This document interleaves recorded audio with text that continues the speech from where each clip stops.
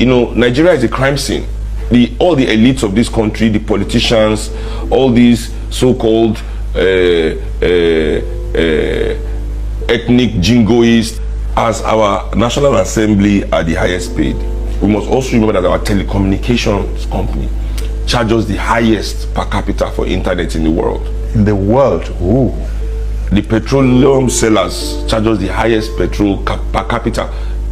If you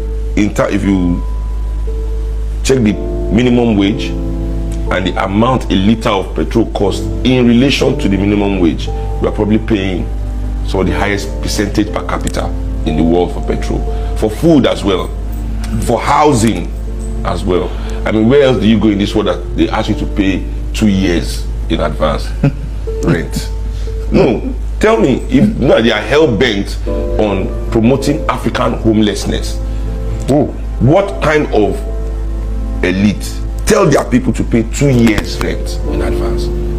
Where does that happen? In this whole world.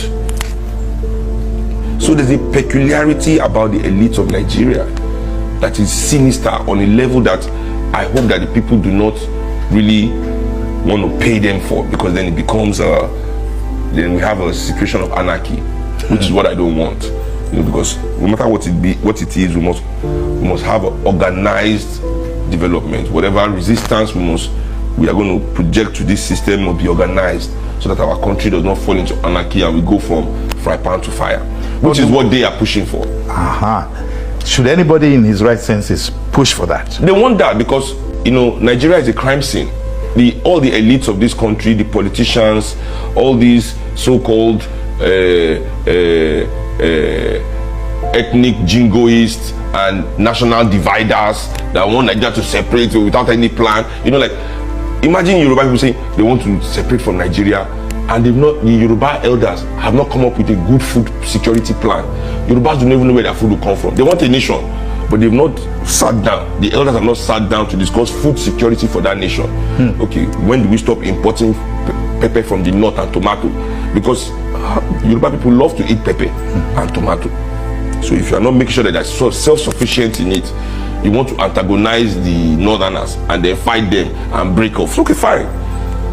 The northerners now impose custom duty on their pepper, impose all sorts of tax on their pepper. Before you ship it from the northern Nigeria, there used to be one country, now you have to pay one huge tax. Now poor people that could not afford this thing before as Yoruba, now they cannot even afford it more. Now even less people can eat the pepper. Now there's war in the land. Now we have to fight the Hausas, or go back now in our new nation to the IMF, cap in hand, to borrow money to enslave our new nation. Lifetime pain. Now just to go and buy pepper from northerners. You see the way these people think.